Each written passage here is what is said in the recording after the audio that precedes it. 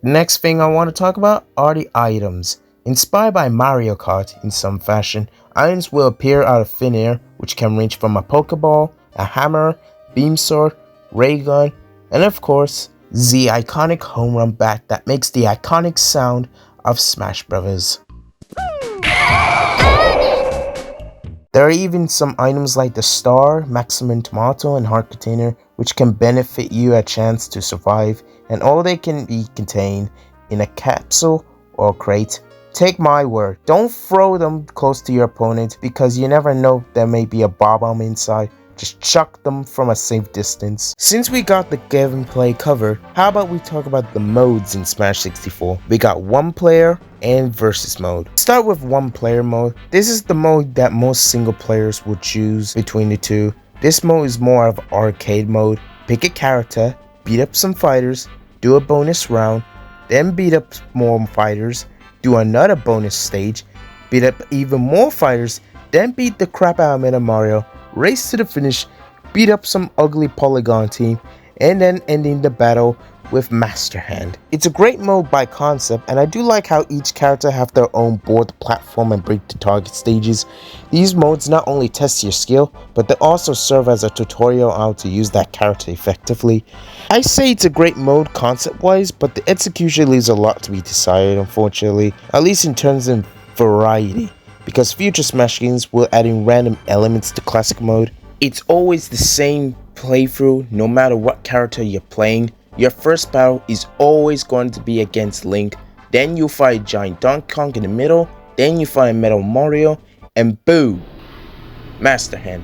Like I said, it's the same thing. Even playing as the lockable characters, it never changed things up. I mean, granted, there are some differences, but they're very minimal, like having different teammates and one of the last Kirby's always using a different hat. But aside from those, that's it. After defeating Master Hand, you see the credits, then you get a screenshot of your character, as well as telling the player that you did it! You beat Classic Mode. But if you manage to beat Classic Mode in a certain condition, then wham! A challenger approaches. These moments are awesome because you're fighting a character that you don't even have on your slots, and when you beat them successfully, they're all yours. There are 4 unlockable characters: Luigi, Ness, Captain Falcon, and Jigglypuff, and all of them are earned by different conditions. For Jigglypuff, just beat Classic Mode, no matter the difficulty. Captain Falcon, beat Classic Mode under 20 minutes. And while I'm on that, I recommend playing Classic Mode on easy, on very easy for your first time to get accustomed to the controls, by the way. Ness, complete normal difficulty with 3 lives, no continues. And Luigi might as well be the interesting one, because in order to unlock him, you gotta complete target tests as the 8 main characters. In terms of differences for these unlockables, I mean, Luigi is straight up a clone of Mario. The only difference is that his down B pushes away enemies rather than keep them in to rack up damage. His fireball floats in the air rather than bounces on the ground, and his up B is way powerful if you manage to connect a hit properly to your opponent. Jigglypuff, on the other hand, looked like if the developers just repurposed Kirby's model, but made her lighter and floatier, which makes sense for a balloon Pokemon. Captain Falcon, who like Fox, is very fast. In fact, I think it goes without saying that he really is the fastest character in the game. And Ness is an interesting one. He didn't seem so easy to develop, but at the very least bring good concepts like having PK Magnet. Not only it's very useful to protect yourself from projectiles, but also heals you. But I will say, trying to aim PK Magnet can be very finicky at times. And that is all the characters in the game. While the roster is very small compared to other fighting games, especially future entries, it's a well-rounded, well-balanced selection of characters overall. I always play as Ness the most out of all the 4 unlockables in Smash 64, but I don't mind playing as Luigi and Captain Falcon from time to time. Since we got all the characters over with, let's talk about the stage selection, because as great as playing these characters, it would mean nothing if the stage themselves aren't fun to play around with, and thankfully, this game does not disappoint in that department. While 8 stages, technically 9 if we're adding the unlockable one, is a pretty small selection. The stages themselves are well designed at worst. At best, it can bring something interesting concepts and can be very fun to fight your opponents on. So let's go view the stages one by one. Ready? Peach's Castle. Personally, not really my favorite. I'm not a big fan of the bumper place above, and honestly, the stage itself is too small for my liking. Congo Jungle. Good stage. You got platforms to climb up above, and doesn't feel cramped as Peach's Castle. The only hazard you just need to avoid is the barrel that is below the stage. If you just so happen to land on the barrel, make sure the arrow is pointing up or else you end up killing yourself like a dumbass. Hyrule Castle. What a stage. It's big, simplistic, and just the right size for a 4-player battle royale. Just be careful of avoiding the tornado that appears in the stage, or else you're in for a whirl. Planet Zebes. This one is just alright. You got acid that rises above the stage here and now and then, and the challenge is don't touch it. I will say, I like how when you play the stage long enough, you get to see Ridley flying in the background. Nice attention to detail. Yoshi's Story. Once again, solid stage. You got 3 platforms and 3 cloudy platforms, and the stage itself is pretty wide. Just make sure you don't stay on the clouds for too long, otherwise they become condensation. Next up, Dreamland. Honestly, one of my favorites. Like Planet Zebes, I like how you get to see DDD flying in the background. And the remix song is pretty great to listen, but I already talked about the soundtrack, so moving on. Next, Zectasy, another one of my favorite stages to find on. It's big, wide, and the stage is the one that I pick out the most. Last one, we got Saffron City. Once again, a decent one. As long as you don't touch the elevator, you'll be fine. Which Pokemon can attack you, or sometimes a Chansey. You could even unlock the original Mushroom Kingdom based off the original Super Mario Bros. And this one is another one of my favorites. Why? Because A, you got pipes. B, power block. C, it's very easy to kill your opponents outside the blast zone. It's just fun doing that. My favorite stages to fight on in this game are Dreamland, Zectasy, Hyrule Castle, and Mushroom Kingdom. I personally prefer stages that are very either wide and spacious, or stages that are small but lack any hazards. And even while some stages like Hyrule Castle has some hazards, they're pretty easy to ignore when you know what to do. Overall, I find the stage selection to be pretty great stuff. My only nitpick is that I really wish Ness and Falcon had their own stages, but yeah, this is the part where I start discussing the versus mode. Up to 4 players, you and 3 other people, or in my case, 1 against 3 CPUs, will compete against each other where there will be a free-for-all / battle royale or a team up on a 2-on-2 or 1-on-3. You got time matches and stock battles. Time matches rack up the most points by knocking your opponent. Whoever gets the most coins wins. Stock matches, on the other hand, is basically a last man standing, and it's the mode I played the most between time matches. Also, since I can't find a perfect time to place this topic, I have a couple of nitpicks, starting with the versus mode and the item switch feature.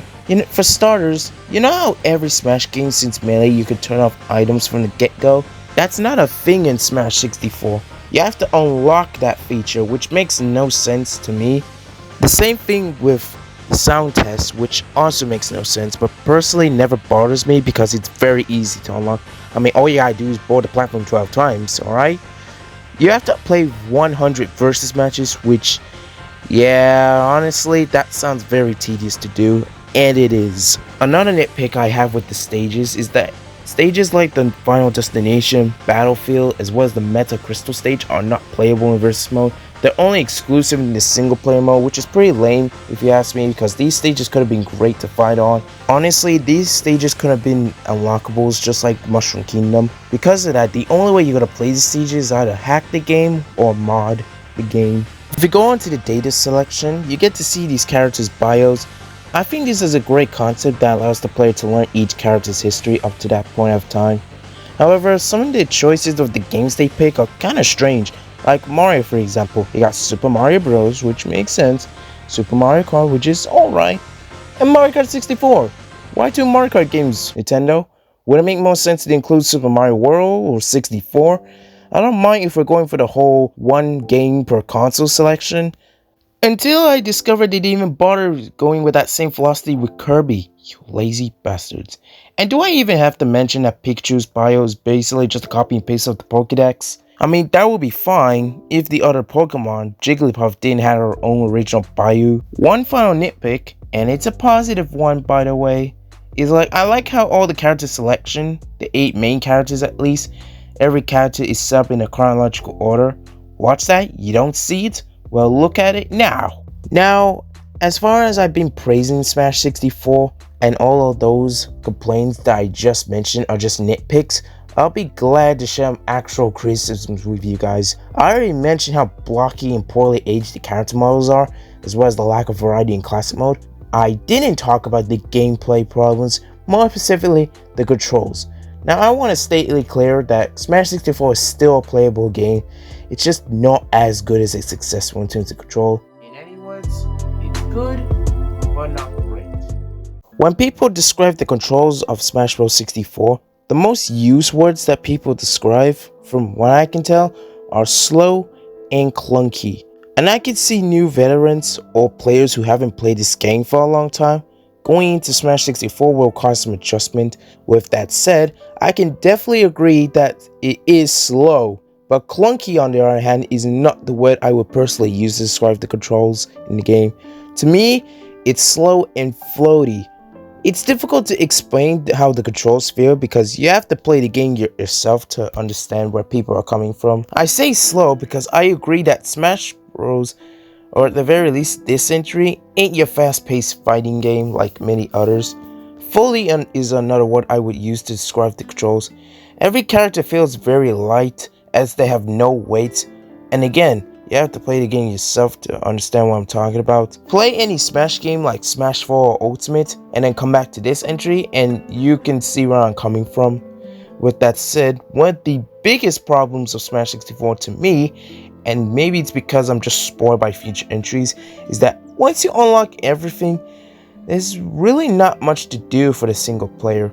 Future entries will bring way more content for the single player to do, whether that will be adventure mode, a multi-man Smash, or online. But for Smash 64's case, you could experience everything within just a day. Of course, unlocking everything will take a hot minute, but I think the game's strong suit has to be the multiplayer. I think it's safe to say that Smash Bros, no matter which entry, is way enjoyable and fun with friends than single player stuff. So for Smash 64, you need the multiplayer to gain more fun. And unfortunately for me, personally, I don't have any friends who play or own Smash 64. So I'm stuck playing the game by myself. Because of this, Smash 64 can get downright boring when playing by yourself. Alright, after all of my criticisms of this game, I think it's finally time to give my final thoughts. So as far as the question, is Smash 64 a good game? To be straightforward, my answer is yes, it is. Now yes, there are problems with this entry which makes it very hard to go back compared to the recent entries, but I think when looking past these problems, you can still get some enjoyment out of this title. The graphics, while not the best that the system could put out, is still decent for its time, and the soundtrack is filled with great remixes. Again, this is the only N64 game can run at 60 FPS in gameplay, and it does make this game stand out compared to other Nintendo 64 games. Classic mode, while pretty bare bones compared to its successor, is still fun. In fact, I find it more fun to speedrun than play it normally. Break the Targets aboard the platform are great side modes to change up the pace, and the gameplay is more than above playable. The only criticism I have is 1. The lack of content. When it comes to the overall gameplay, I think Smash 64 holds up. Now then, would I personally prefer this entry over any future installments? Honestly, no. As much praise I've been giving Smash 64, I am not recommending this entry over any future entries. If you want a polished bread and butter experience, then you're better off with a game like Smash Bros. Ultimate. And if you want to play Smash Bros. With single player content alone, then you're better off with any sequel past 64 to spend more time with. With that said, I still personally don't mind coming back to Smash 64, and I can still have some fun with it.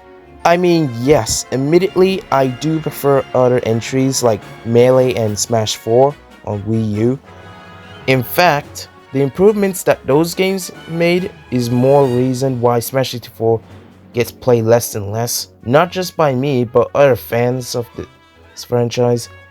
When I do come back to Smash 64, I'm having a good time, to be completely honest. So again, is Super Smash Bros. On this Nintendo 64 worth playing? I would say no. But to those who are open-minded, willing to put up with all the problems from this entry, I think you can still get some enjoyment out of it. Overall, Smash 64 is a great game to play to this day, and it may be outdated in some areas, but I personally don't mind coming back to it. But outside nostalgia and looking back how the series started, there's no reason to play Smash Bros. On Nintendo 64 outside of seeing how the series started out. Super Smash Bros. On Nintendo 64 was generally praised by many positive reviews, most of which goes towards its multiplayer mode, music, and its original fighting game style. It was also praised by its also simple learning curve. The game was sold about 5.55 million copies worldwide, and it will also receive a Player's Choice. Sakurai and Iwata knew they had something going for, because in 2001 or 2002 in Europe, Nintendo's next generation console, the GameCube, will receive this: Super Smash Bros. Melee. This game is a GOAT, not just for Nintendo, not just for Smash Bros., but for all fighting games in general. Will I ever give my opinion on this game at some point? The truth is, I'm not sure. I guarantee it's not this year. But I can show you this: Smash 64 did well to get its sequel, obviously.